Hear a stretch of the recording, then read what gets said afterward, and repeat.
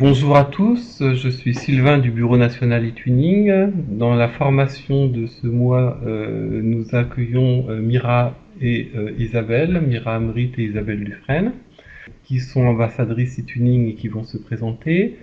La formation concerne les applications numériques qui sont utilisées dans les projets. Donc je vais vous laisser vous présenter. Donc, c'est moi, Mira Amrit. Je suis professeure d'anglais au collège Esa Triolet à Varennes-sur-Seine. Nouvelle ambassadrice, hein, parce que ça fait pas très très longtemps, 1 an et demi, mais impliquée dans les pédagogies de projet et le numérique depuis quelques années déjà. Voilà, donc je vous présenterai tout à l'heure les outils suivants, Garden, Padlet et Learning Apps avec des applications, surtout sur le secondaire, puisque c'est plutôt ma spécialité. Moi, je m'appelle Isabelle Dufresne, je suis ambassadrice depuis longtemps, je me souviens plus quand. J'enseigne en CM1, en Seine-et-Marne, Académie de Créteil aussi. On est un bon groupe. Et je vais vous présenter Team Up, Learning Apps pour le premier degré, et on finira par un petit caout pour voir si vous avez bien tout compris.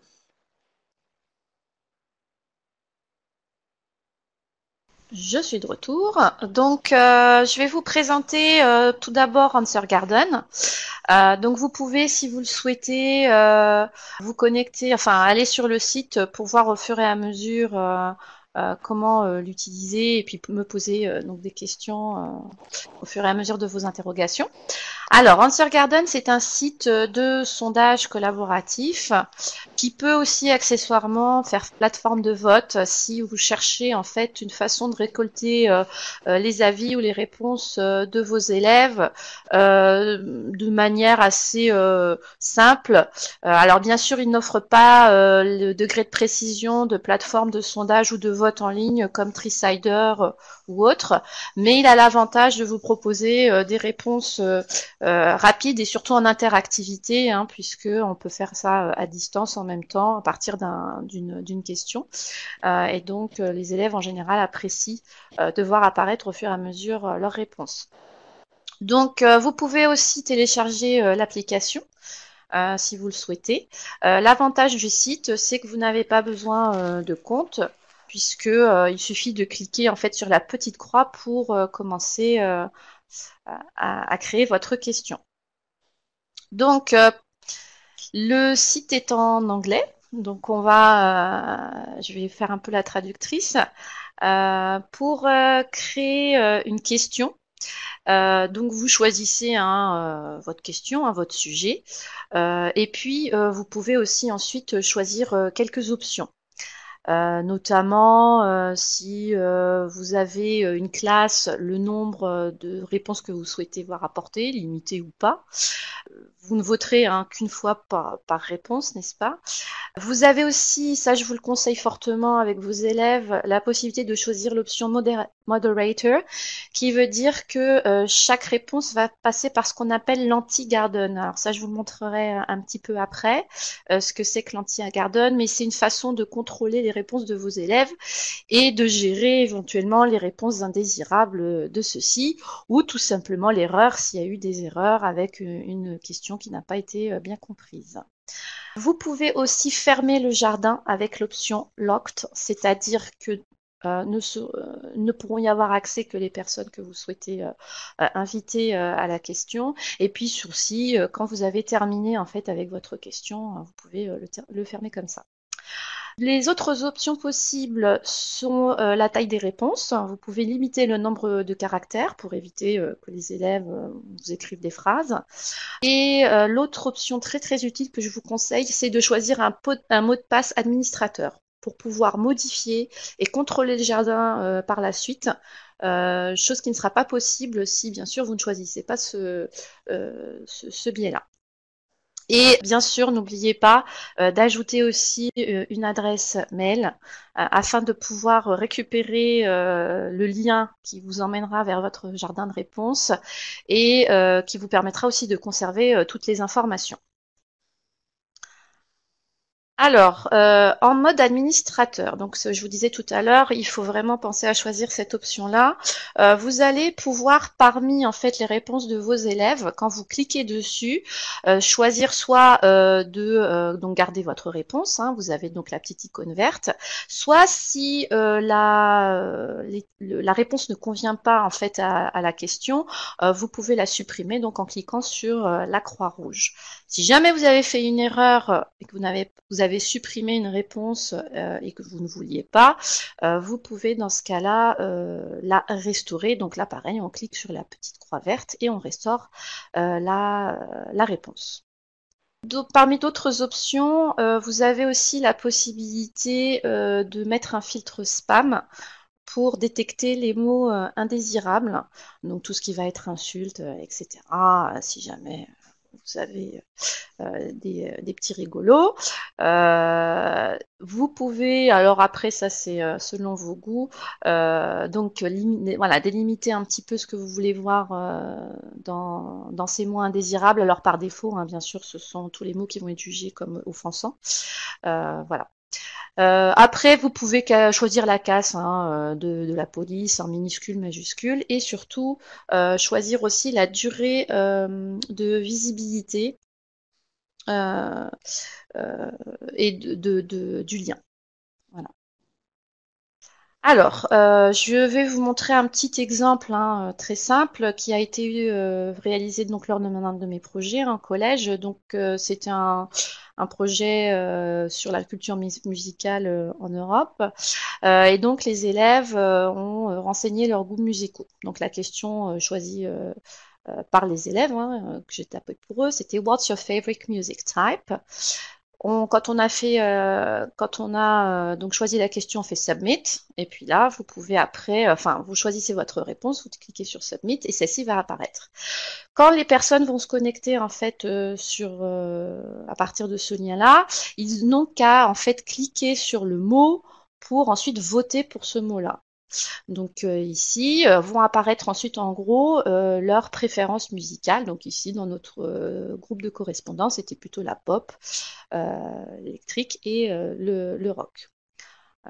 On peut imaginer bien sûr tout un tas d'applications, par exemple peut-être si vous travaillez sur les familles de mots ou sur, je sais pas, des mots d'étiquette, des choses comme ça, vous pouvez aussi établir comme ça des petits nuages de mots avec vos élèves. Donc c'est vraiment un outil bon rapide et puis assez simple à utiliser. Donc pensez bien surtout à bien le paramétrer au départ et surtout à choisir le mode administrateur, mettre un mot de passe pour pouvoir faire les changements que vous souhaitez par la suite et réguler aussi les réponses de vos élèves. Voilà, si vous avez des questions, n'hésitez pas. Est-ce qu'Answer Ganson permet d'avoir des données transformables en tableau Excel pour faire des graphiques? Donc c'est un outil qui est assez basique. Donc après, pour récupérer les réponses, vous avez alors en face de chaque réponse, vous avez le nombre de personnes qui ont voté pour la réponse. Alors après, enfin, vous pouvez pas faire un export en fait de ces réponses-là directement en tableau Excel. Ça sera à vous ensuite, je pense, de les saisir. Donc il y a un retour possible. Hein, vous pouvez regarder en fait les résultats statistiques, mais pas les importer directement tels quels sur un tableau Excel. Voilà, c'est plutôt oui alors Answer Garden, c'est un jardin de réponses, donc voilà, on dirait plutôt en français effectivement un nuage de mots. Donc c'est vraiment pour avoir une sorte de petite carte représentative de réponses par rapport à une question formulée.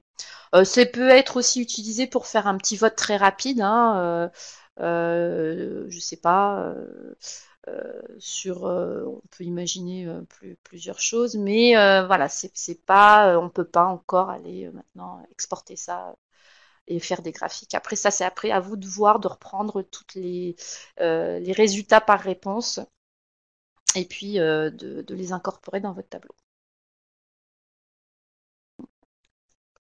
Si vous êtes bien doté, vous pouvez éventuellement, bien sûr, leur proposer de travailler avec des tablettes, avec leur smartphone. Alors ça dépend du degré de confiance aussi que vous avez dans vos élèves. Personnellement, n'étant pas toujours très bien dotée, et puis mes élèves n'ayant pas toujours forcément accès au Wi-Fi avec leur smartphone, je passe par la salle informatique, c'est-à-dire ils se connectent au lien et à partir de la salle informatique, ils procèdent au vote. Bon, voilà, donc c'est une petite activité, hein, donc en général, quand je les emmène dans salle info, c'est qu'on a d'autres choses à faire ensemble. Mais oui, bien sûr, vous pouvez utiliser ça avec des tablettes. C'est tout à fait possible. Pas forcément des boîtiers de vote, hein, ça n'a pas besoin d'être aussi compliqué. On peut faire passer aussi une même tablette à plusieurs élèves. Si vous voulez essayer, je vous propose de suivre le lien qu'on met dans le chat pour avoir votre opinion sur l'outil que vient de vous présenter Mira, sauf si vous avez encore des questions. Donc, il suffit de cliquer sur le lien dans le chat et d'aller remplir. Très pratique. Première réponse.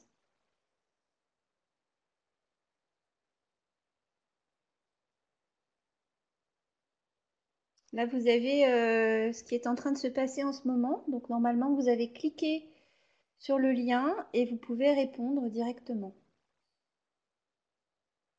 Voilà. Donc, c'est aussi simple que ça à mettre en œuvre avec vos élèves.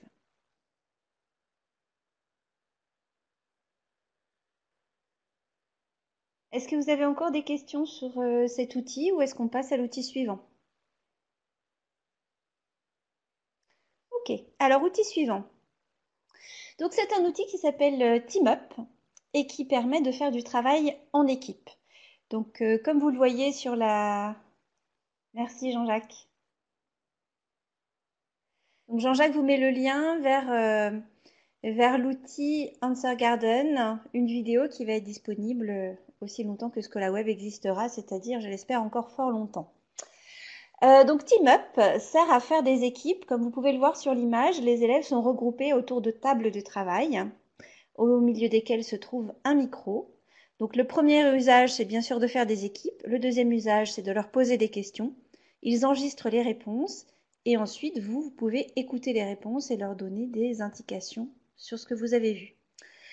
En revanche, l'inconvénient, c'est que ça nécessite d'être connecté au réseau. Alors, un poste, une connexion suffit, hein, ils n'ont pas besoin de venir régulièrement.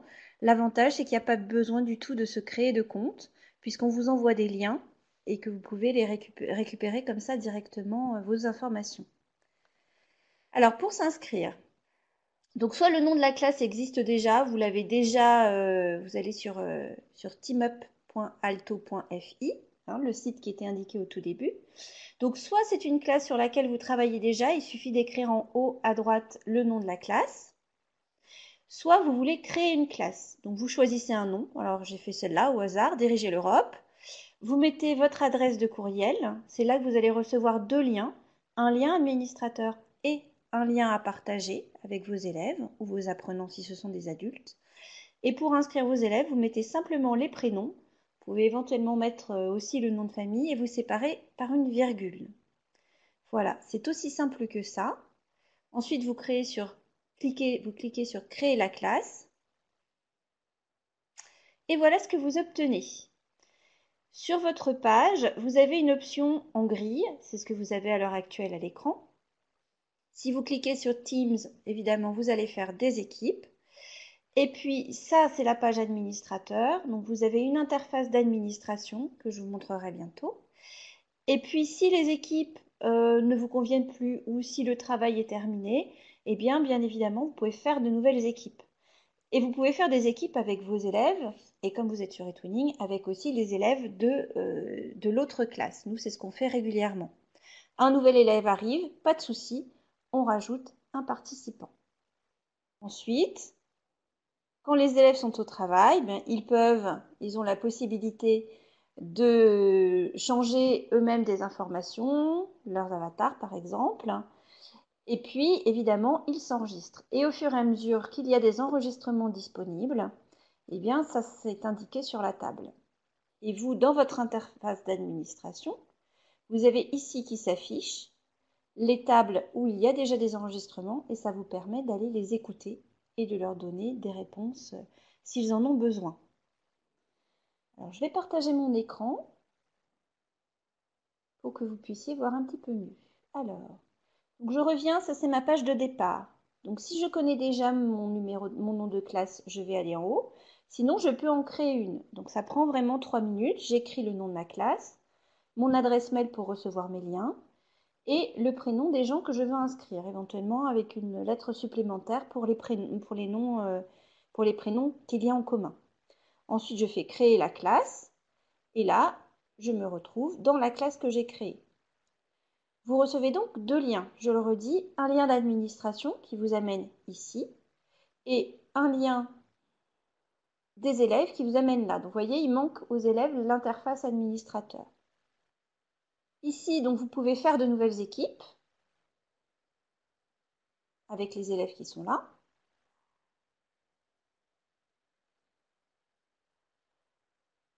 Vous pouvez rajouter des participants. Et pour les participants, vous pouvez donner des caractéristiques. C'est une fille, c'est un garçon. Je veux faire des équipes, j'utilise des icônes, par exemple, pour mettre les enfants ensemble. Voilà. Et puis, je peux aussi supprimer des participants. Ça, c'est mon interface d'administration. Donc, quand vous êtes en équipe, donc là, je vais vous proposer évidemment de rejoindre une des équipes. Vous allez pouvoir vous enregistrer. Donc, je vais vous donner le lien pour pouvoir rejoindre les équipes. Je vais arrêter mon partage d'écran.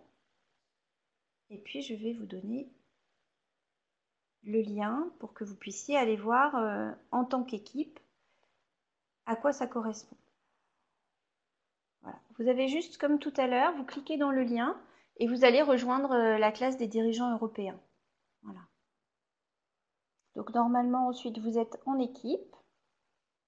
Vous choisissez une table, vous choisissez la personne que vous voulez être. Et puis, vous pouvez cliquer sur le micro pour vous enregistrer. Donc, vous voyez, c'est pour aider au travail de groupe. Alors, ce que nous allons faire, et s'il y a des problèmes, vous pouvez poser d'autres questions à vos élèves, bien évidemment. Alors, je réponds d'abord à Francine. Francine, tu n'as pas besoin de t'inscrire. Tu cliques simplement sur une table, comme si tu étais un des élèves de la table. Voilà. Et je réponds à Jean-Jacques.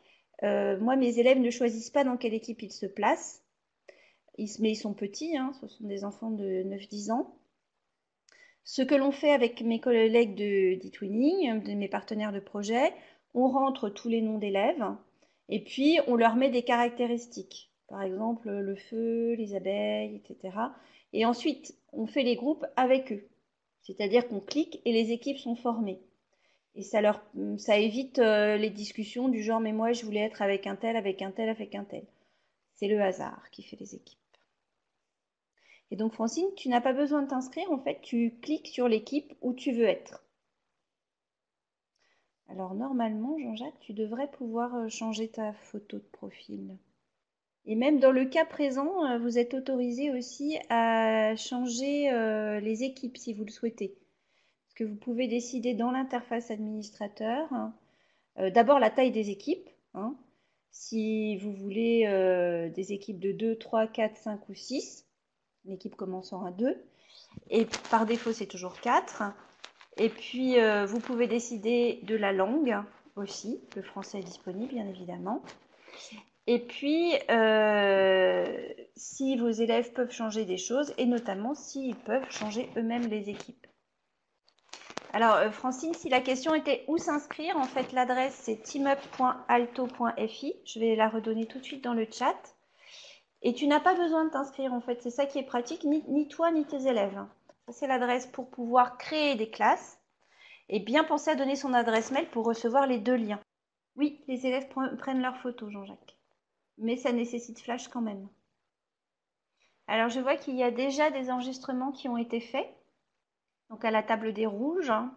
Et vous, pour voir les enregistrements, il vous suffit de cliquer dessus. Ah, et il y a des photos qui ont été changées aussi.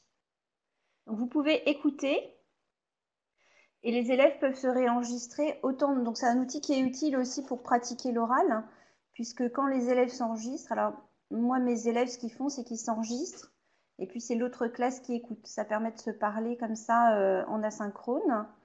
Mais en même temps, ils peuvent s'enregistrer autant de fois qu'ils veulent, puisqu'ils recommencent et recommencent et recommencent, tant qu'ils ne sont pas satisfaits de ce qu'ils ont enregistré.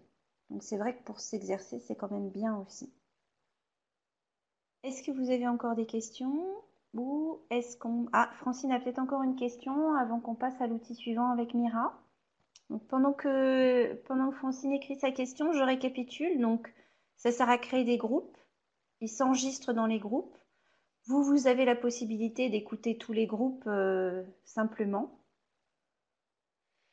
Si, en fait, Francine, on peut s'inscrire. Moi, par exemple, ma version de Flash n'est pas à jour et ça n'empêche pas du tout. Simplement, sans Flash, on ne peut pas mettre de photos. Mais mes élèves mettent rarement leurs photos. Voilà, ils le font très très rarement. Il n'y a pas besoin de s'inscrire, il suffit de cliquer sur le lien et de créer la classe que l'on a envie de créer. Voilà, en mettant le nom de la classe et puis ton adresse mail pour récupérer les deux liens, celui que tu partageras avec tes élèves et puis celui d'administrateur que tu peux partager avec ta collègue de projet. Et ensuite, les prénoms des élèves, une virgule, prénom, virgule et créer la classe. Et là, ça t'envoie directement les deux liens chez toi. Voilà, moi, c'est ce qui m'intéresse dans le premier degré, c'est qu'il n'y a pas besoin que les élèves aient un compte. Oui, alors dans le TwinSpace, malheureusement, on ne peut pas l'insérer. Donc ce qu'on fait, c'est qu'on met le lien dans une page et puis on fait une copie d'écran des élèves au travail. Et ensuite, les élèves cliquent sur le lien et vont travailler dessus. On leur met quand même une image pour qu'ils aient un petit référentiel. Mais oui, malheureusement, on ne peut pas l'intégrer directement. J'aimerais bien que ce soit possible, mais on ne peut pas l'intégrer directement dans nos projets. Donc on met le lien et les élèves cliquent sur le lien. Voilà. Et après, ils rejoignent leur groupe de travail exactement comme vous l'avez fait. Et non, on ne peut pas récupérer les enregistrements des élèves, ou alors je ne sais pas le faire. C'est possible aussi, mais nous, on les écoute directement là-dessus. Après, quand le travail est définitif, ça c'est vraiment un outil de travail en équipe. Quand le travail est définitif, les élèves s'enregistrent et puis on fait un montage de la production. Nous, ça sert d'interface de dialogue aussi avec les élèves. C'est-à-dire que par exemple, mes élèves ont commencé à travailler, ils vont s'enregistrer. Voilà, on en est là dans le travail. Voilà ce qu'on a fait. Et puis, les partenaires vont prendre le relais. Ils vont aussi avoir la possibilité d'écouter, bien évidemment, ce qui a été fait. Et puis, ils vont ajouter. C'est plus comme ça qu'on s'en sert. Et l'avantage, c'est qu'aussi bien ma collègue que moi, on a accès à tous les enregistrements de tout le monde sur la même page. S'il n'y a pas d'autres questions, je repasse la main à Mira. La main. Donc, je vais vous présenter l'outil suivant qui donc est Padlet. Peut-être que certains connaissent et veulent des petites idées pour l'exploiter au mieux. Alors, Padlet. Donc, vous avez je vais vous lancer le site si vous voulez suivre pas à pas. Je vous le mets en lien. Donc c'est un mur collaboratif. Hein. Vous imaginez, vous avez un grand mur virtuel en ligne sur lequel vous pouvez en fait afficher tout plein de choses. Vous pouvez afficher bien sûr du texte, vous pouvez mettre des images, vous pouvez rajouter des liens externes, notamment tout ce qui va être site web, vidéo et son. Donc vous pouvez pas incorporer directement une vidéo sur le mur. Il faudra passer par un serveur, un hébergeur comme YouTube ou Dailymotion ou autre, et ensuite insérer donc le lien pour avoir donc les vidéos. Vous pouvez bien sûr paramétrer votre Padlet, votre mur. Il peut être public, c'est-à-dire tout le monde va pouvoir le voir, commenter, etc. Ou bien secret si vous voulez préserver notamment le droit à l'image des élèves, le restreindre uniquement aux personnes qui sont sur le sur l'activité. Donc on verra un petit peu plus tard pour les détails, puisque vous pouvez aussi le protéger par un mot de passe afin d'éviter que d'autres personnes le récupèrent. Le Padlet peut être modifiable par vos partenaires, par vos élèves ou pas. Ça, c'est vous qui voyez au fur et à mesure de votre activité ce que vous souhaitez. Par contre, pour l'utiliser, bien sûr, vous devrez avoir une connexion au réseau. Vous pouvez aussi vous connecter pour avoir un compte ou pas. Alors ça dépend. Pour l'inscription, vous avez donc plusieurs possibilités. Vous passez soit par un compte existant, donc un compte Google ou Facebook. Donc l'avantage, c'est que vous n'avez pas besoin de récréer des identifiants, des mots de passe, etc. Soit vous vous inscrivez et puis pour donc créer un nouveau compte et vous choisissez un courriel et un mot de passe. Donc il n'y a pas de procédure spécifique. Vous tapez le nom de votre mail, vous tapez directement le mot de passe. Et puis voilà, vous êtes inscrit. Alors au départ, il va vous demander en fait de suivre le tutoriel et puis de choisir éventuellement votre statut et différentes options. Donc vous choisissez si vous êtes professeur, élève ou autre. C'est pas forcément utile que vos élèves aient un compte avec votre propre compte. Ensuite, vous pouvez leur donner accès ou les faire travailler en salle informatique. Ça, c'est pour vous qui voyez encore une fois le matériel dont vous pouvez disposer. Bien sûr, vous avez la possibilité de suivre le tutoriel. Alors, il est en anglais. Assez visuel, si jamais il y a des choses que vous voulez ensuite, par la suite développer. Par contre, ce qui va être important, ça va être de paramétrer votre profil, puisque par défaut, tout va apparaître en anglais. Donc, si vous allez dans Settings, là, vous allez pouvoir paramétrer, donc changer la langue. Vous pouvez ensuite voir, donc là, je vous ai fait une capture d'écran de mon compte. Vous avez donc votre nom. Vous pouvez utiliser un pseudo ou un alias si vous le souhaitez. L'adresse mail que vous voulez utiliser pour avoir ensuite accès aux différentes informations. Et surtout, n'oubliez pas à la fin de recharger la page si vous voulez que les informations soient prises en compte, parce que sinon, vous vous retrouvez à la case départ.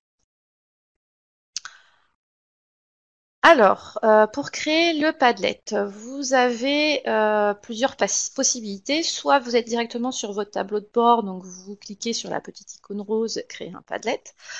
Soit en haut à droite, donc vous avez aussi cette petite icône qui apparaît, donc vous cliquez dessus. Quand vous arrivez à cet endroit, vous allez en fait avoir des titres et des petites descriptions assez rigolotes en général, conçues avec amour, avec un brin de génie, etc., etc. Enfin bref, vous pouvez les modifier bien sûr. Donc vous donnez un titre à votre Padlet, une description si vous en souhaitez une.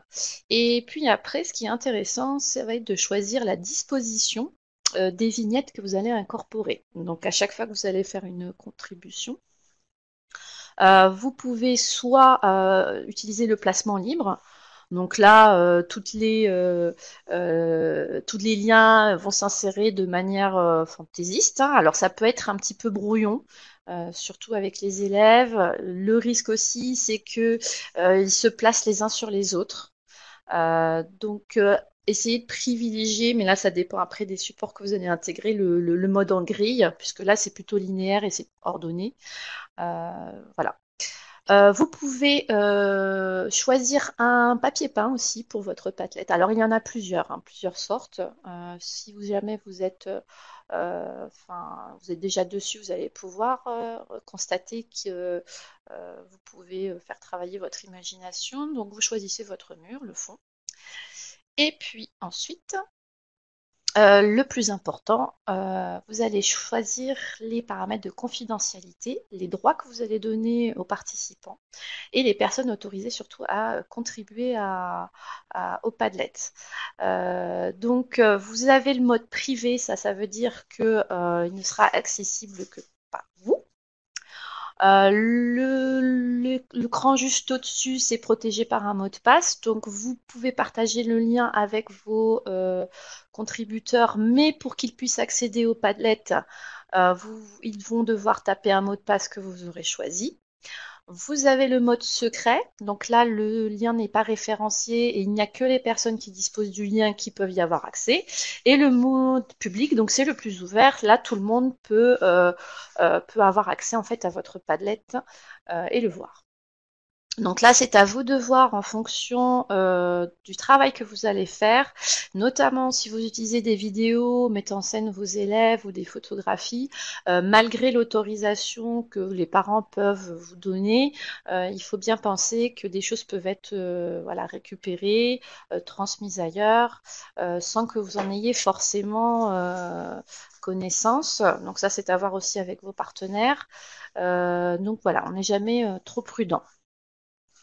Alors ensuite, en ce qui concerne les droits de modification du Padlet, donc vous pouvez choisir plusieurs options.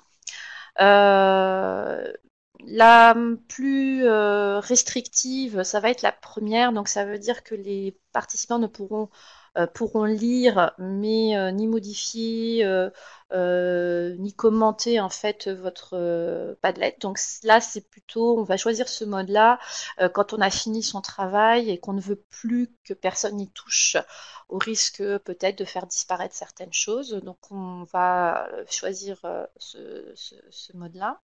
Ensuite, vous avez la possibilité de choisir l'option écrire, donc écrire, modifier.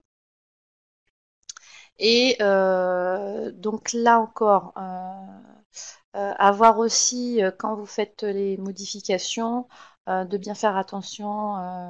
L'erreur peut arriver hein, que certains suppriment des contributions. Voilà, donc il faut vraiment être sûr hein, du procédé.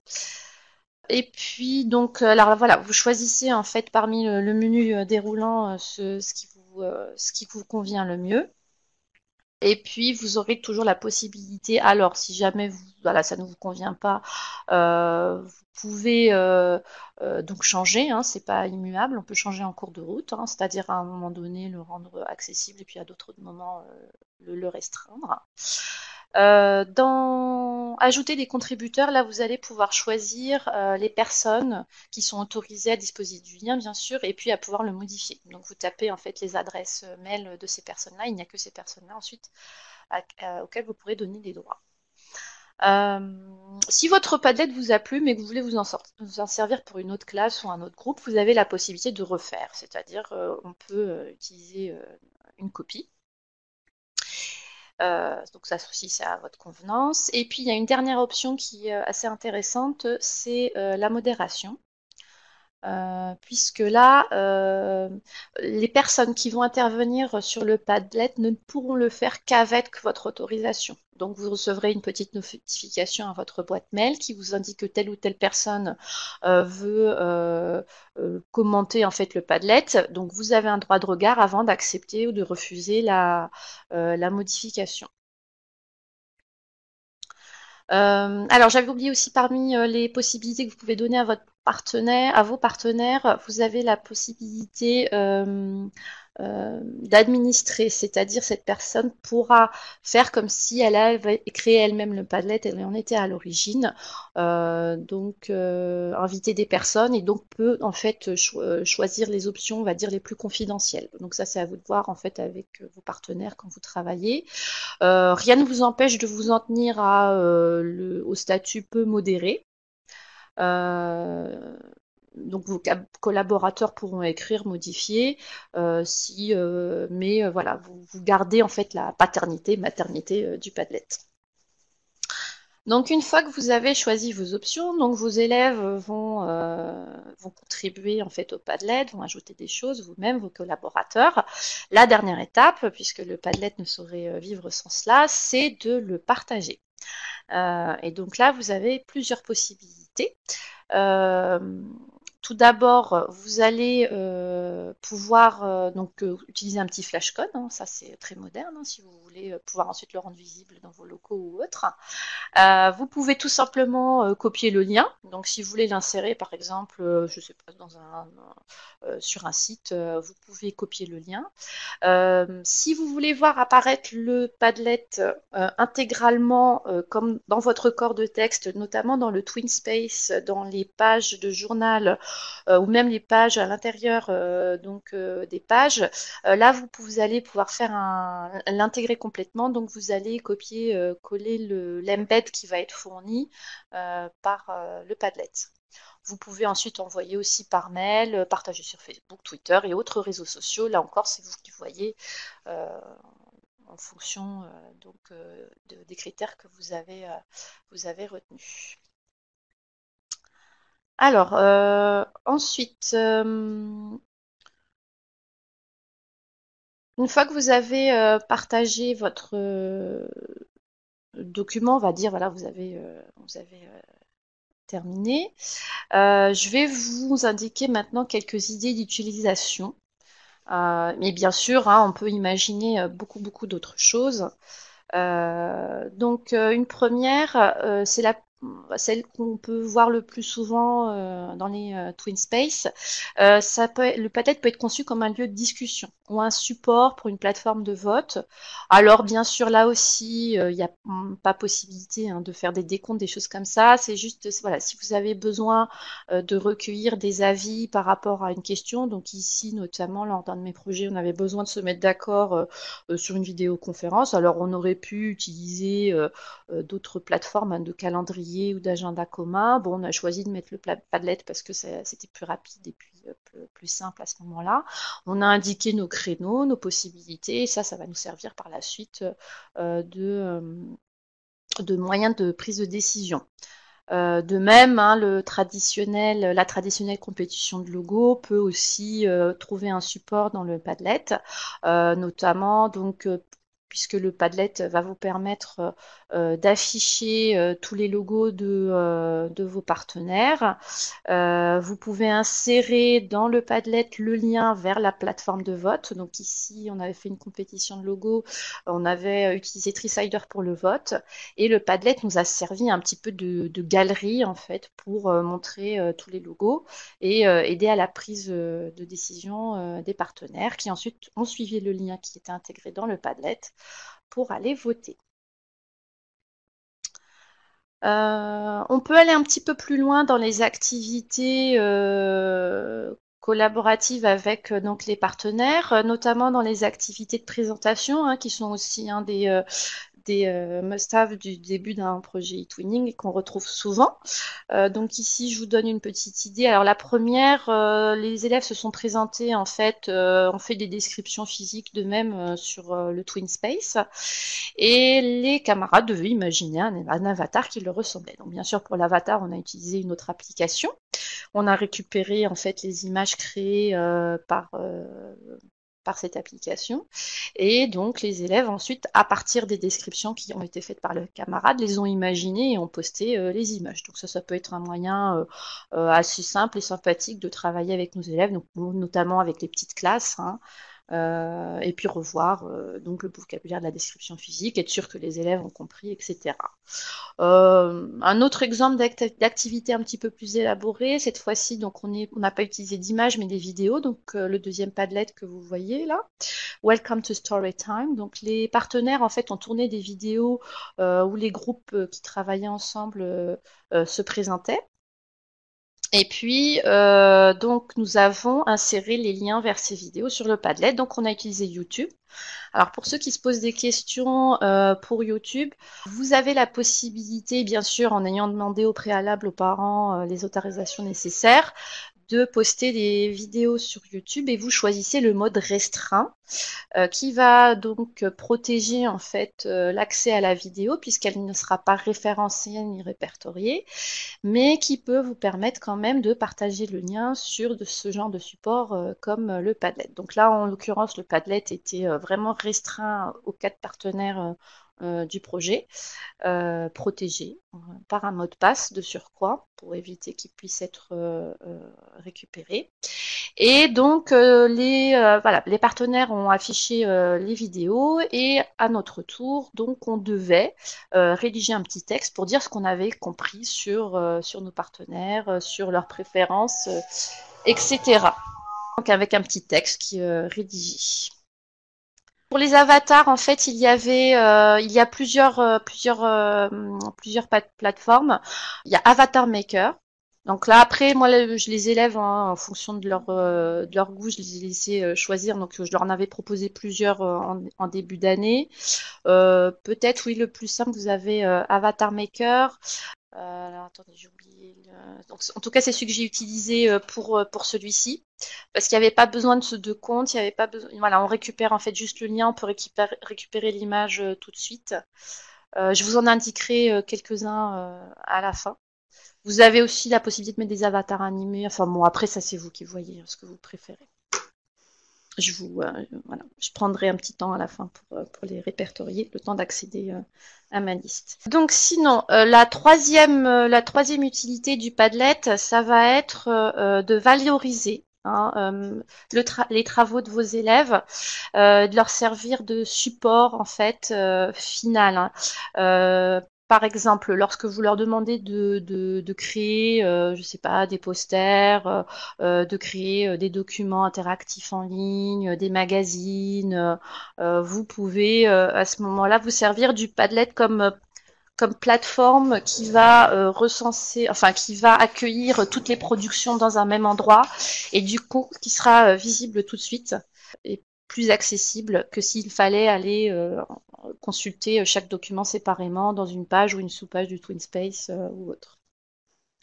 Donc là, de même, vous avez, j'ai des élèves qui sont encore en train de travailler d'ailleurs dans l'idée d'une exposition en ligne. Dans le cadre du parcours artistique.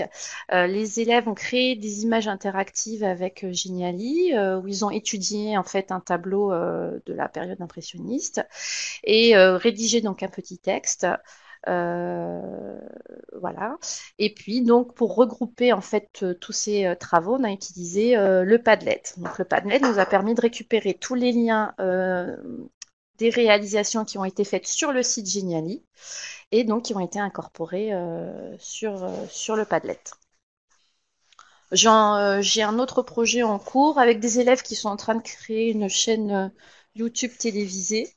Et donc ici, le Padlet nous sert de chaîne d'information, puisque alors à la base on devait créer une chaîne YouTube, mais avec le droit à l'image c'était un petit peu compliqué parce que si vous choisissez le mode restreint, vous ne pouvez pas avoir accès en fait aux vidéos sur la chaîne. Donc là, le Padlet en fait nous sert de chaîne télévisée, en fait une chaîne d'information où on peut donc lister les différents reportages qui ont été effectués. Donc voilà, c'est à vous et votre imagination pour trouver des idées d'exploitation de ce Padlet. On peut bien sûr en imaginer beaucoup d'autres. Donc pour récapituler, le plus simple, donc vous créez un compte.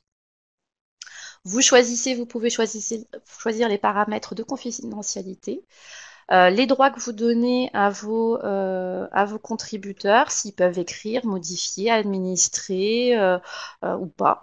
Vous avez aussi plusieurs options de partage. Et puis après, pour ce qui est de l'utilisation, on peut partir de petites choses assez classiques, toutes simples, voilà, de présentation d'images, de petits textes, de petites présentations, à des choses un petit peu plus élaborées. Mais alors, bien sûr, pour les productions plus élaborées, ça nécessite. Le Padlet reste un outil de mise en valeur. Donc, vous êtes passé par d'autres logiciels, applications. Vous voulez que les travaux, les produits finis soient visibles dans un seul endroit, qu'on ne soit pas obligé de se connecter à chaque fois pour les voir. Eh bien, le Padlet est une solution. Voilà, est-ce que vous avez des questions? J'en profite pour regarder les différents sites pour faire les avatars. En tout cas, il n'y a pas de... Alors, moi, je vais vous montrer ce que je fais avec mes élèves avec Padlet dans le premier degré. Voilà, donc ça c'est le projet qu'on a en cours sur le cerveau. Donc les élèves ont posé leurs questions directement dans le Padlet. Et au fur et à mesure, on cherche à y répondre, les deux classes ensemble ou les classes séparément. C'est assez simple, hein. Et pour vérifier, bien sûr, si vous avez tout bien suivi ce que vous a dit Mira, eh bien, je vous propose de tester un Padlet. Alors la consigne est très simple. Vous double-cliquez n'importe où. Et puis, ça va vous ouvrir une petite fenêtre dans laquelle vous allez mettre votre nom, une petite phrase de présentation. Et soyons fous, vous ajoutez une photo, soit quelque chose qui vous fait plaisir, soit la ville où vous êtes. Allez, c'est parti, il suffit de cliquer sur le lien. Donc, une fois que vous avez cliqué sur le lien, vous arrivez sur la page du Padlet du jour, puisque nous sommes Mirepoix. Alors, la ville de Mirepoix, c'est très joli. Oui, c'est beau. Avec un très beau centre ancien. Peut-être une photo. La première, Chiara, à écrire sur le Padlet. Alors, Chiara, quand tu as déjà commencé à écrire, tu peux réutiliser le même. Voilà, exactement. Ah bah, c'était peut-être pas Chiara qui était la première à écrire. Donc, on peut. Moi, mes élèves souvent mettent leur prénom en haut pour savoir qui parle. Ensuite, dans la partie texte, bah, ils écrivent, hein, ça paraît logique. Et après, ils peuvent rajouter des photos ou des liens. Donc là, je vois que vous êtes tous en train de mettre vos prénoms. Est-ce que vous pouvez en prime rajouter une photo, je sais pas, une photo de Mirepoix par exemple, parce que Mirepoix c'est très beau. Ou une photo de San Remo, c'est encore plus beau. Une photo de Kiev et Rouen aussi. Ça, Rouen, c'est assez incroyable, hein, c'est une ville très méconnue. Donc allez-y, essayez de cliquer dans la case où vous êtes sur, sur le petit plus. Ah bah oui, Jean-Jacques. Super, Mirepoix, magnifique. On attend encore quelques secondes d'en avoir quelques-uns de plus. Alors, oui, tiens d'ailleurs, c'est une très bonne idée puisqu'il existe une appli Padlet pour les téléphones. Donc, Cornevin, je suppose que c'est peut-être un nom de famille. Donc, en tout cas, donc pendant que vous travaillez dans le Padlet, eh bien, dans le chat, on me fait penser qu'il existe une appli Padlet, bien évidemment, pour les tablettes et les téléphones portables. Donc, si vous avez juste votre téléphone à prêter à vos élèves, enfin moi ça m'arrive quand même parce que dans le premier degré, on n'est pas. Merci Barbara. Voilà, donc ça peut être en ligne et c'est aussi une appli que vous pouvez mettre sur votre téléphone pour faire travailler vos élèves quand vous êtes comme moi dans le premier degré et que vous n'avez pas d'équipement dans votre classe. Donc voilà, vous voyez, c'est vraiment très simple. Moi j'ai eu pendant 5 ans des CM1 CP et les CP ajoutaient des choses dans les Padlets aussi. Donc pour moi c'est vraiment l'outil idéal dès qu'on veut travailler à plusieurs. Voilà. Faire de l'écriture collaborative, des partages. Dès qu'on est plusieurs Padlet, c'est super. Et si vous en êtes d'accord, on passe à la suite. Et la suite, c'est Learning Apps. Alors Learning Apps, c'est une mine d'or. C'est-à-dire que vous avez par exemple la chance d'avoir des tablettes dans votre collège, votre lycée, incroyablement dans votre école primaire. Et du coup, sur vos tablettes, vous réfléchissez à ce que vous allez installer comme appli. Alors, une appli pour faire des exercices de grammaire, une appli pour faire travailler le vocabulaire en anglais. Voilà, vous allez réfléchir aux applis. Et puis, à un moment donné, vous allez vous dire, mais des applis en ligne, ça pourrait être utile. Donc, il suffit simplement... Oui, au revoir Barbara, merci. Il suffit simplement d'aller sur Learning Apps, learningapps.org, où vous allez pouvoir créer tout un tas d'exercices en ligne dans toutes les matières possibles et inimaginables. Et Mira vous montrera tout à l'heure avec vraiment beaucoup de types d'exercices. Des paires, de retrouver des sons, faire des mots croisés. Donc voilà, vous avez toutes sortes d'exercices que vous allez pouvoir faire dans Learning Apps. Et pour commencer tout de suite, je vais vous proposer un petit exercice que j'ai donné. Alors, il y a 2 options dans Learning Apps. Enfin, moi, j'appelle ça même plutôt 3 options. Option numéro 1, Il y a énormément de choses qui existent déjà en ligne. L'exercice vous plaît et vous allez le faire faire. C'est ce que je vais vous proposer puisque j'ai la chance d'avoir les CM2 le vendredi après-midi pour faire de l'anglais. Et donc, je vais vous faire faire l'exercice que j'ai fait faire au CM2 vendredi il y a 15 jours. Voilà. Donc, vous donnez le lien aux élèves. Ils y vont. On imagine que vous êtes des élèves et que vous allez pouvoir y aller. Donc, l'étape numéro 1, c'est vous choisissez l'exercice qui vous intéresse.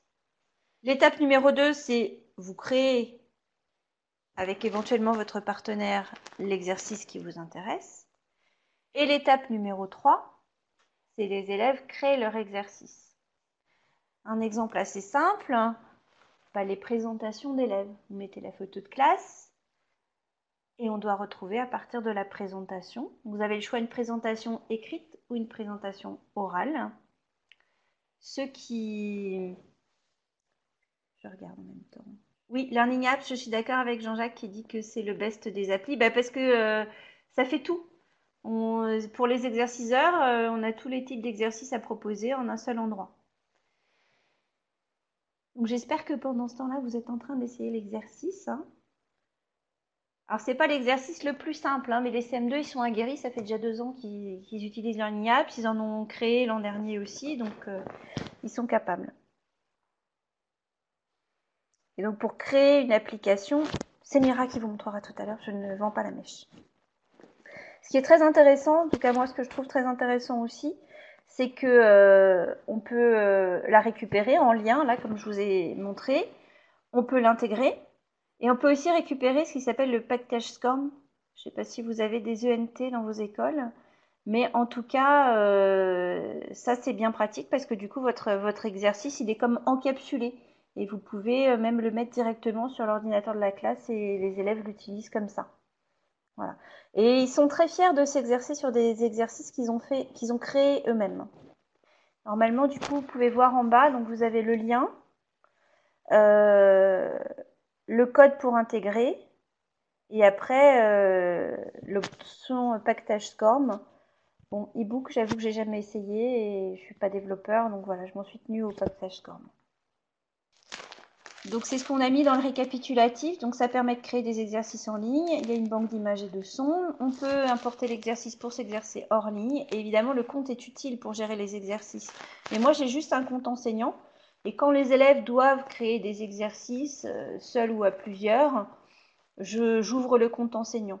Les élèves, d'une manière générale, sont dans le premier degré, donc on ne se crée pas 36 comptes. Ils ont un mot de passe pour le Moodle qu'on utilise en classe, et puis l'accès à eTwinning, et déjà, c'est bien pour les enfants de 9-10 ans. Avant de passer la main à Mira, donc ça, c'est ce que mes CM1 ont fait, non, c'est pas ceux de l'an dernier. C'est un exercice fait par des CM1. Dans les exercices disponibles, on avait repéré, parce que c'était en cours d'histoire, le château fort, où il fallait replacer le vocabulaire, et ils ont dit, bon, on va faire pareil. Donc, niveau 1, ils ont fait des dessins de leur chambre, c'est pas classique. Niveau 1, il fallait replacer sur les petites épingles rouges les mots qui correspondaient à ce qu'ils avaient montré. Et niveau 2, il fallait replacer les mots après les avoir écoutés. Donc, pour les élèves de CM1, c'était pas mal. Et donc, c'est des exercices qu'ils avaient partagés. C'était pour expliquer à quoi ça ressemblait chez eux. Voilà. Ça a l'air assez simple comme ça, mais moi, j'avoue qu'ils avaient de quoi être fiers d'eux, puisque chaque enfant a réalisé une image sur laquelle il a placé 4 mots dans sa chambre. Et pas toujours les mêmes, bien sûr. Voilà. Je passe la main à Mira. Alors, je vais vous montrer comment on peut utiliser Learning Apps. Donc, bien sûr, il faut créer votre compte, choisir pareil votre adresse mail repère, etc. Une fois que vous avez créé votre compte, vous avez plusieurs possibilités. Soit vous vous inspirez d'une application existante, donc ça c'est peut-être le plus simple quand on démarre, parce que vous pouvez en fait en fonction des catégories qui correspondent aux différentes disciplines, vous repérer et peut-être inspiré par certaines applications, peut-être si vous avez de la chance pouvoir les utiliser telles quelles, ou les modifier. Sinon, si rien ne vous convient ou que vous voulez aller un petit peu plus loin, vous pouvez créer votre propre application à partir de zéro en choisissant parmi les matrices qui vont être proposées. Donc, c'est ce que nous allons voir. Donc, si vous partez d'une application existante, mettons, vous avez été dans l'outil de recherche, vous voulez créer une application en mathématiques, vous en avez repéré une qui vous plaît, hop, vous allez dessus. Vous avez en dessous de l'application une petite vignette bleue qui vous dit créer une appli similaire. Donc, alors bien sûr, si vous voulez utiliser l'application telle qu'elle sans rien modifier, vous ne vous embêtez pas, vous réutilisez l'application dans vos classes. Là, après, c'est soit vous mettez vos élèves devant des ordinateurs et chaque élève fait son exercice à son rythme, soit vous utilisez l'application sur votre tableau interactif ou avec un vidéoprojecteur interactif et puis les élèves participent tous ensemble autour de cette même activité. Et donc là, ça vous va bien. Soit vous décidez d'utiliser l'application, par exemple, comme devoir ou travail de consolidation à la maison. Donc, comme disait Isabelle tout à l'heure, si vous avez l'ENT, vous pouvez l'encapsuler à ce moment-là. Ou au pire des cas, si vous n'avez pas l'ENT ou la possibilité d'encapsuler l'application, vous pouvez donc intégrer le lien et les élèves vont travailler, donc refaire l'exercice chez eux. Cela peut être aussi utilisé avec le principe de la classe inversée, hein, s'il y a des petites choses que vous voulez, que vous voulez qu'ils regardent avant de commencer votre cours la fois suivante. Voilà, donc ça c'est si vous voulez pas changer, vous la gardez telle quelle. Voilà, il n'y a rien à faire. Vous avez en général accès au lien,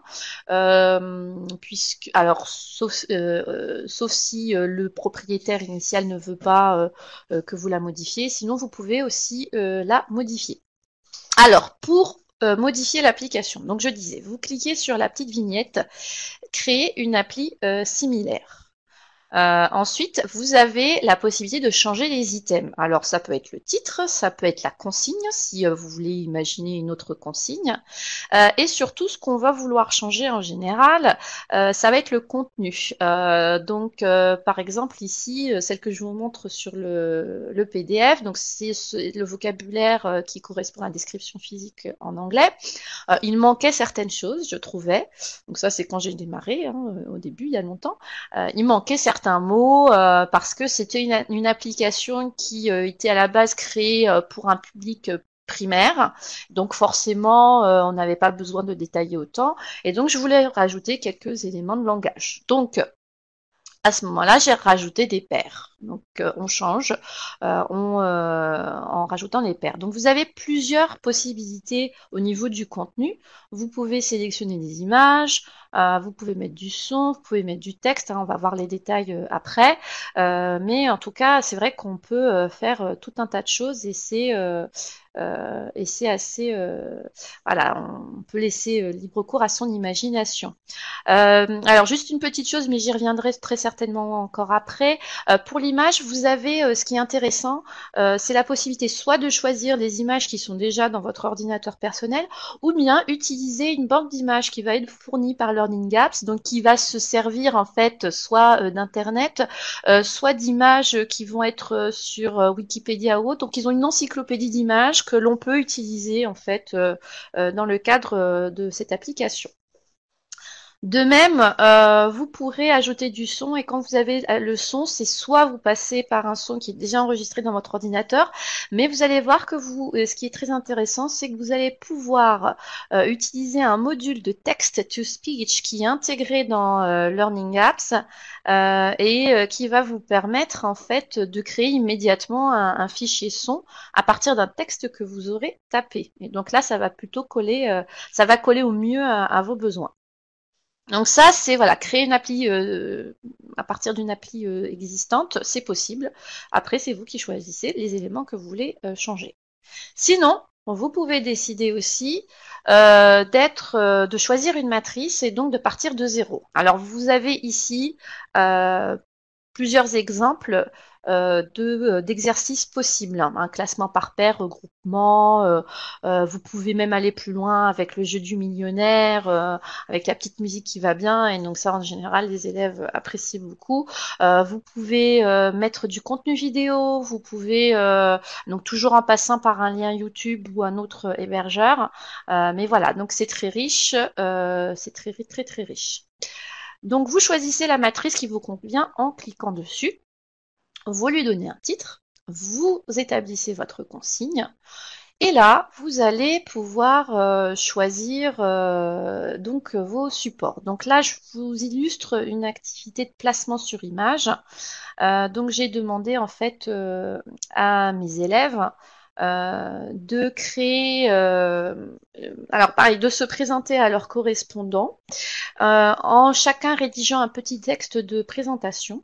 Et puis j'ai pris une photo de la classe et ensuite l'idée c'était d'associer le texte avec l'un des personnages, un des élèves de la classe. Donc ici j'ai eu besoin de choisir une image d'arrière-plan, donc je l'ai choisie à partir de mon fichier personnel, mais bien sûr on peut le faire à partir d'internet ou d'une banque d'images. Alors après, vous choisissez votre épingle, hein, parce que quand vous placez, faites du placement sur image, il faut associer un support son, vidéo, audio ou autre à l'image. Donc vous choisissez un cinet. Donc il y a plusieurs couleurs en fonction des catégories de réponses que vous voulez mettre. Et puis vous choisissez votre élément à ordonner. Donc ça peut être, comme je disais, du texte, de l'image, de la synthèse vocale, un fichier audio s'il est déjà prêt, ou une vidéo. Et donc là, par contre, il faudra passer par un lien externe. Et puis vous cliquez ajout un élément si vous voulez rajouter d'autres éléments. Alors ici, vous avez l'activité que donc, nous avons réalisée ensemble. Donc vous avez la photo du groupe, de la classe, la consigne, match the description with a student.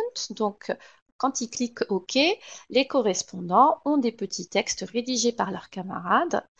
La photo du camarade dont il faut deviner en fait l'identité ou la description physique, et donc on associe le texte avec le camarade en cliquant dessus. Donc ça peut être, voilà, pour tous ceux qui cherchent ce qu'on appelle les ice-breaking activities ou les activités de présentation qu'on fait souvent en début d'année. Ça peut être aussi une autre façon de se présenter, voilà, de manière plutôt interactive avec ses camarades. L'autre outil intéressant, donc, je peux pas vous montrer toutes les matrices parce qu'il y en a beaucoup. Donc, je vois que Jean-Jacques vous a envoyé un tutoriel vidéo. Donc, il y a énormément de matrices, hein. Ça serait très long de tous les passer en revue. Mais l'autre possibilité, qui peut être peut-être un peu compliquée, ça va être la vidéo avec insertion. Donc là, comme je disais, on ne peut pas directement télécharger sa vidéo sur Learning Apps. On va être obligé de passer par un lien externe, et donc ici c'est Learning Apps fonctionne avec YouTube. Donc on choisit la vidéo en copiant le lien, donc je vous rappelle, hein, ne pas hésiter à choisir le mode restreint pour préserver les droits, ça ne vous empêchera pas d'utiliser votre vidéo YouTube avec Learning Apps. Et puis là, vous pouvez en fait, quand les correspondants, enfin les personnes qui vont lire la vidéo, donc regarder la vidéo, il y a des questions qui vont apparaître donc sur la vidéo. Donc ça peut être une idée d'activité assez intéressante. Alors tout niveau, si vous voulez si vous alliez par exemple travailler sur un documentaire, un film ou autre avec vos élèves, et que vous voulez être sûr de ce qu'ils ont compris, vous créez donc la vidéo et en intégrant des questions. Si vous voulez aussi créer un document avec vos élèves, bien sûr, c'est possible. Donc moi, en ce qui me concerne, j'ai demandé à une autre de mes classes de se présenter à leurs camarades. Donc on a fait une petite vidéo où ils se présentaient encore une fois. Et ils parlaient ici de leurs préférences, de leur goût. Et donc, on s'est mis d'accord sur les questions qu'ils voulaient poser à leurs camarades, et on a inséré ensuite les questions qui apparaissaient au fur et à mesure de la lecture de la vidéo. Voilà. Donc c'est vraiment très très riche comme outil. Si vous voulez, on peut aller jeter un petit coup d'œil. Ça peut être un petit peu voilà un petit peu long, mais voilà. Alors il y a un dernier exercice que j'ai créé il y a pas très très longtemps. Si vous voulez, je vais vous le montrer comme ça, vous allez le faire. L'avantage, c'est que donc voilà, vous pouvez partager votre application assez facilement, tout simplement en copiant le lien. On peut bien sûr l'insérer. Et puis vous pouvez aussi, pardon, j'avais oublié de préciser, choisir le degré de confidentialité de votre vidéo. Là encore, vous pouvez soit choisir l'appli privée ou appli publique, si vous ne voulez pas que tout le monde voilà, puisse la retrouver et y avoir accès. Si vous préférez que seules les personnes disposant du lien puissent avoir accès à votre appli, donc vous cliquez sur le mode appli privé. Donc je vais vous donner un lien vers un exercice. Donc c'est un exercice par paire. Alors où il y a un 2 en 1 puisqu'on a utilisé Padlet. Donc vous pouvez cliquer sur l'exercice. Donc ici on a inséré un lien vers un Padlet puisque les correspondants ont présenté des monuments représentatifs de leur région. Donc on crée des petits textes. Donc les élèves sont invités à lire les documents, enfin les petits textes rédigés sur les monuments. Et puis ensuite, ils devaient répondre qu'il y a des petits éléments du texte qui apparaissent au fur et à mesure. Et donc voilà, il faut retrouver à quel monument ils appartiennent. Donc c'est un bon exercice de consolidation, de révision. Donc voilà, on place les petits bouts de texte sur les images correspondantes. Et puis quand on a fini, on clique sur la petite vignette ronde bleue qui est à côté pour vérifier les réponses. Donc si l'encadré est vert, c'est que la réponse est bonne et a été bien placée. Si l'encadré est rouge, c'est qu'il y a eu des erreurs. Est-ce que vous avez des questions? Alors, après, il n'y a plus de questions et il nous reste 10 minutes. La dernière application qu'on vous propose, c'est Kahoot. Donc Kahoot peut vous servir à faire des quiz, des jumbles, bon, lancer des discussions ou faire des sondages, mais il y a d'autres outils qui le font mieux. Et puis surtout Kahoot, ça permet aux élèves d'être hyper impliqués. Alors je vous explique juste. Donc le quiz, ça va être des QCM ou des questions à répondre. Le jumble, c'est remettre les réponses dans l'ordre. Par exemple, reconstituer une phrase, c'est possible, hein, vous mettez 4 morceaux de la phrase et puis vous reconstituez. Ou faire des associations. Bon, après, voilà, moi, la discussion et le sondage, c'est pas ça que j'utilise. Je l'utilise surtout pour faire des quiz. Vous pouvez vous créer un compte classe. D'ailleurs, vous devez vous créer un compte, mais vous pouvez aussi vous créer un compte classe. Et ça, c'est intéressant pour pouvoir conserver les résultats des élèves. Ça nécessite une connexion au réseau. Et par contre, au niveau de l'engagement des élèves, c'est juste hallucinant. Alors, pour créer un quiz, donc vous êtes à la page d'avant, vous cliquez sur quiz. Jusque-là, tout va bien.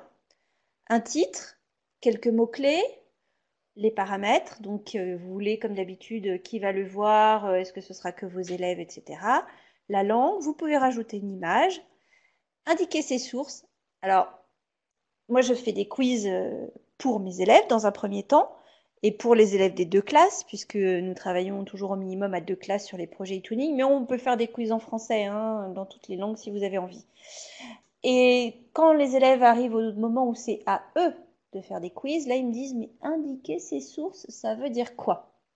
Et du coup, on va plus loin que ce qu'on était en train de faire, qui est souvent de la langue, l'enseignement de l'anglais, puisqu'on réfléchit à qu'est-ce que ça veut dire d'être propriétaire de ce que l'on publie et d'indiquer ses sources, enfin voilà. Et ensuite, il suffit de cliquer sur ajouter une question. Alors, la partie du haut, c'est la première page. Quand vous avez cliqué sur OK Go, vous avez la deuxième page. Oui, Val, je suis d'accord. La préférée pour les QCM. On fait Plickers aussi, mais Plickers, on ne peut pas le faire à distance avec nos correspondants. Sinon, je pense qu'elles se valent toutes les deux. Donc, ajouter des questions, c'est facile, hein, je complète ma première question et puis ma deuxième question. Je mets à chaque fois 4 réponses possibles et je remplis et je coche la bonne réponse. Voilà. Des fois, on met des réponses pièges. Des fois, il y a plusieurs bonnes réponses. Donc, l'an dernier, Pour le Safer Internet Day, les élèves ont préparé un questionnaire qui a donc été joué plusieurs fois, comme vous le voyez, 8 fois, avec les correspondants et puis avec d'autres classes de l'école. Ils étaient juste super fiers. C'était les CE2 que j'avais l'an dernier. Donc ils étaient très fiers d'avoir contribué à leur façon au Safer Internet Day pour les grands. Puisque les élèves concernés l'an dernier, c'était les CE2, les CM1 et les CM2. Je vous laisse imaginer leur plaisir. Alors d'abord à jouer avec leurs correspondants, à créer le jeu avec leurs correspondants, et puis après à montrer au CM1, au CM2 qu'on a beau être petit, on est capable de leur en raconter. Je ne vais pas vous parler pendant 20 ans puisque l'heure tourne. Hein. Je vais vous partager mon écran à nouveau. Voilà. Alors, donc là, vous voyez mon compte. Pour votre compte à vous, c'est-à-dire que quand vous allez créer, mais vous allez avoir le lien, vous inquiétez pas, vous allez sur l'appli Get Kahoot et vous aurez cette page-là. En revanche, quand vous faites jouer vos élèves, alors moi je leur dis, vous tapez Kahoot. Donc ils font comme ça, hop, ils tapent Kahoot, hop, ils appuient dessus. Et là, il reste le Game Pin. Alors le Game Pin, c'est vous qui l'avez. Et je vous invite tout de suite, de toute façon, je vais couper mon partage d'écran. Et vous pouvez mettre jouer. Voilà. Et là, ça vous donne le Game Pin que vous partagez avec vos élèves. Donc vous pouvez choisir de les faire jouer chacun leur tour. Enfin, chaque joueur pour lui-même. Ou alors de faire des équipes. Et ça, ils adorent aussi, faire des équipes. Je vais vous donner le Game Pin et on va pouvoir jouer, en fait. C'est ça qui est intéressant. Et vous allez pouvoir voir en vrai comme c'est le bonheur. Comme c'est le bonheur. Sylvain a été plus rapide que moi. Donc vous cliquez sur le lien de Sylvain. Moi, je vais vous donner le Game Pin à rentrer. Et en fait, on va vérifier si vous avez bien écouté tout ce qu'on vous dit depuis 1h30. Donc on va jouer chacun pour soi, hein, parce qu'on n'est pas tous ensemble. Alors, attention. Le Game Pin. Ah oui, il y a une petite musique. Les élèves l'aiment beaucoup, cette petite musique. Le Game Pin, c'est 512. Je le mets dans le chat en même temps. Hein. 519, 512, 519, 6. 512, 519, 6. Et dès que je vous verrai, donc vous êtes l'enseignant, vous les voyez rentrer. Là, il y a un joueur, deux joueurs, Asma, Sissi, Rachel. Alors, c'est parti, le jeu commence. 8 questions. Êtes-vous prêts? Question numéro 1. Combien d'outils vous ont été présentés aujourd'hui? Attention, il y a une question de rapidité. Donc, rouge 2, bleu 4, vert 5 et jaune 3. 12 réponses, 12 bonnes réponses. Ah, très bien. 12 bonnes réponses. Attention, question suivante. C'est Chifra qui est en tête avec 683 points. Et normalement, quand vous êtes premier, ça vous écrit que vous êtes premier hein, sur votre écran. Enfin, je dis normalement parce que je n'ai pas l'écran sous les yeux. Quand les élèves l'ont, je le vois bien. Et puis, ça vous dit aussi combien vous êtes de celui qui est devant vous quand vous n'êtes pas premier. Et ça crée de l'engagement. Allez, question suivante. Quel outil permet de faire des nuages de mots? Rouge Kahoot, jaune Team Up, bleu Answer Garden et vert Padlet. Et voilà, temps écoulé. La bonne réponse, c'était Answer Garden. 6 bonnes réponses et puis 6 mauvaises réponses. C'est décevant. Allez, question suivante. C'est S qui est en tête avec 1630 points. Chifra n'est pas loin derrière. Alors, avec quoi pouvez-vous recueillir l'avis des élèves? Rouge, Answer Garden, jaune Kahoot, bleu Team Up et vert Padlet. Alors, Answer Garden, oui, on peut recueillir l'avis des élèves avec.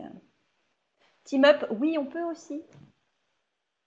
Kahoot, on peut. Pas avec le quiz, mais on peut. Et Padlet, on peut. C'était 4 bonnes réponses. Tout le monde a eu bon. J'aime bien faire de temps en temps des comme ça. Chifra, 2732 points. Question suivante. Quel outil permet de créer des exercices?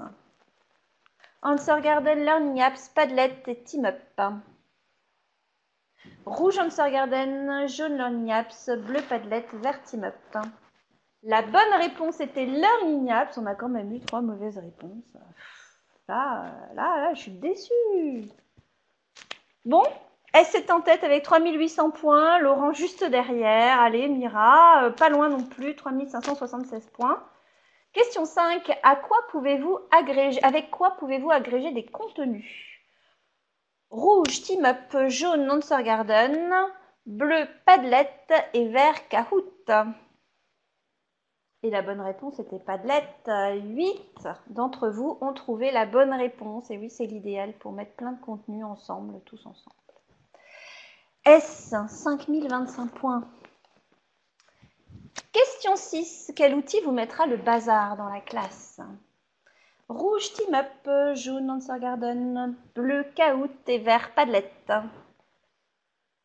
La bonne réponse était Kahoot. Alors ça vous mettra le bazar, mais en même temps, moi comme ils l'utilisent en anglais et qu'ils n'ont pas les questions, ils sont bien obligés d'écouter quand il y a la question et de se concentrer parce qu'ils ne sont pas encore bilingues à cet âge-là.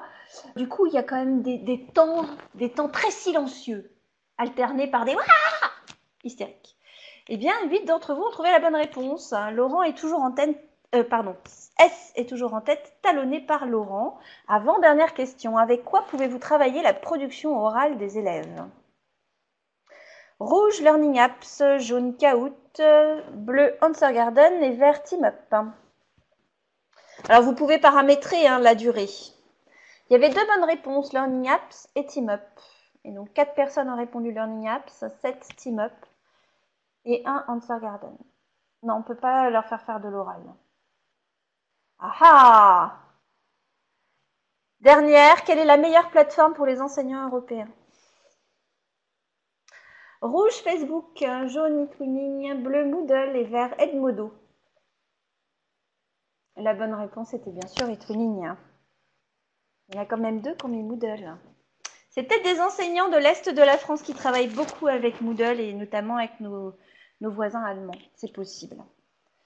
Et aussi dans leurs ENT. Voilà. À la fin, vous avez les résultats. Donc S, 9068 points. Laurent, 8943 points. Et Chifra, 6717 points. Voilà, les 3 premiers. Ensuite, vous pouvez avoir vos résultats. Et puis, vous pouvez les sauvegarder, ces résultats. Alors, vous pouvez les sauvegarder sur votre Drive si vous êtes sur Google Drive, ou vous pouvez aussi les télécharger pour pouvoir les réutiliser. Voilà. Et l'intérêt aussi d'avoir créé un compte classe, on va pouvoir fermer tout ça. L'intérêt de créer un compte classe, c'est que du coup, vous pouvez avoir la progression de vos élèves. Voilà, sur l'année, ça peut être intéressant, non, parce qu'on ne fait pas que jouer aussi, on travaille. Voilà, il est 16h33. Je ne sais pas. Alors, je regarde dans le chat quand même. Et oui, connexion très lente.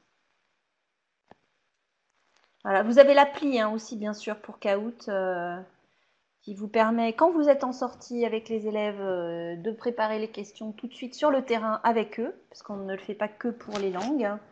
Et puis quand on revient à l'école le lendemain, de pouvoir jouer avec les questions qu'ils ont créées pendant qu'on était en sortie sur votre téléphone. Alors moi je dis sur mon téléphone, peut-être que vous n'avez pas les mêmes habitudes que moi. En tout cas, nous on le fait.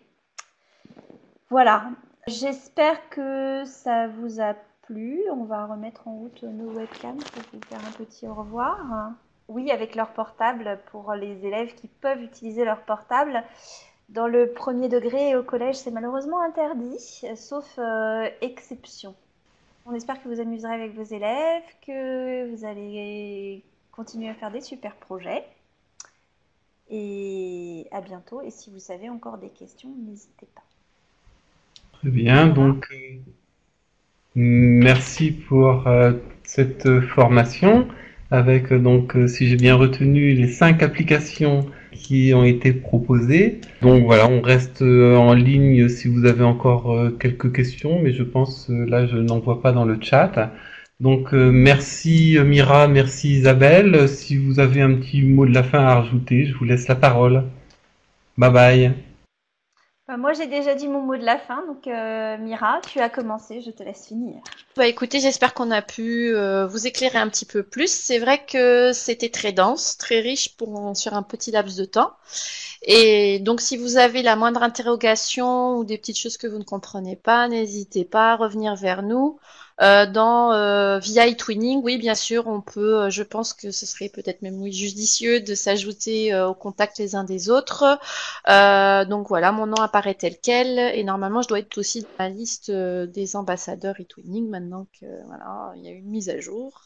Voilà. Donc, Mira Amrit, collège Elsa Triolet. De toute manière, des Mira Amrit, il ne doit pas y en avoir beaucoup. Au revoir à tous. Au revoir, bon mercredi.